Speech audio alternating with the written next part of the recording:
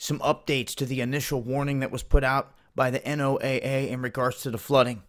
They are now stating that what we are about to witness is going to be, as they put it, unprecedented, and that this flooding is going to last until potentially July, at least until May and even July of this year. And to remind folks, we are going through right now what they're calling the worst agricultural disaster to ever hit us in modern history right now because of the flooding that hit Nebraska and Iowa. And you can see here from this map, this is what they're saying they're expecting here in the weeks and months to come. Much of the Midwest or Great Plains is currently covered by an average of 10.7 inches of snow. That is beginning to melt. They are saying that over 200 million people are at risk because of the flooding and what's about to happen and what has already happened. If you've missed it, soy, corn, wheat, cattle have all been wiped out in record amounts.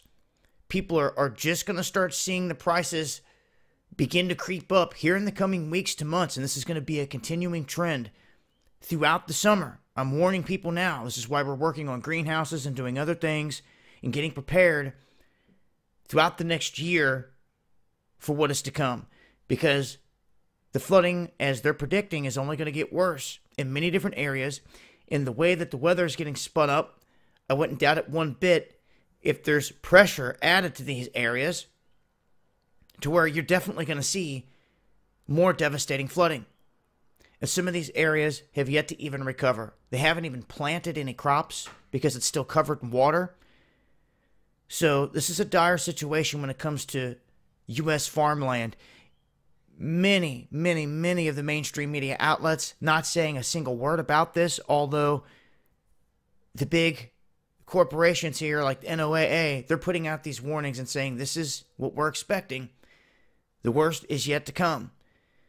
So that also means that some of those nuclear plants that were along those rivers that were potentially affected, they too are once again going to have to go into emergency shutdown mode and all that. So this opens up a whole bunch of different issues as the flooding gets worse.